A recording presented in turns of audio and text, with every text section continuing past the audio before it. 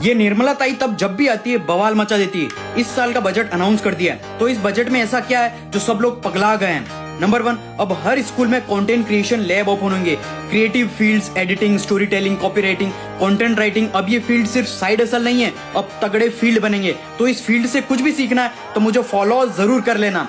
Number 2, new income tax regime में एक छोटा सा चेंज है कि जो पहले 0% टैक्स 3 लाख तक की इनकम पर लगता था, अब वो 4 लाख तक इनकम पर लगेगा और न्यू इनकम टैक्स स्लैब्स ये हैं। नंबर 3, सबसे पहले सरकार ने इस साल की इकोनॉमी को स्टेबल बताया।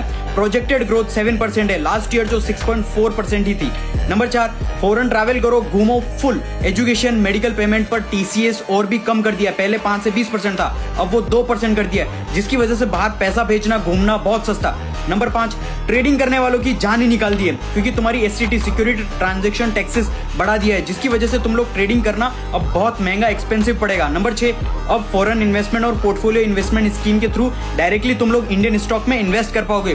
पहले जो लिमिट थी इंडिविजुअल लोगों के लिए 5%, अब वो 10% हो गई, टोटल लिमिट 24% हो गई, जिससे बाहर की फॉरेन इन्वेस्टमेंट को हम अट्रैक्ट कर पाएंगे इंडिया में इन्वेस्टमेंट करने के लिए। नंबर 7, EIE और सेमीकंडक्टर को तेजी से डिमांड देखते हुए हमारी गवर्नमेंट ने सेमीकंडक्टर मिशन 2.0 लॉन्च किया है, जिसके लिए 40,000 करोड़ का बजट एलोकेट किया है। इसमें सेमीकंडक्टर सेंटर्स बनाए जाएंगे। नंबर 8, छोटे बिजनेसेस को इजीली और ज्यादा लोन्स मिलेगा, ताकि SME और माइक्रो एंटरप्राइजेस ज्यादा से ज्यादा ग्रो हो सके, और इस सेल्फ रिलायंट इंडिया को 2,000 करोड़ रुपए फंड दिया गया है। नंबर 9, और भारत में ज्यादा डायबिटीज और कैंसर, तो बायोफार्मा सेक्टर को बूस्ट मिला है, 10,000 करोड़ अलॉट हुए हैं, ताकि खुद की रिसर्च और मेडिसिन बना के सस्ती बेच सके और एक्सपोर्ट लीडर बन सके।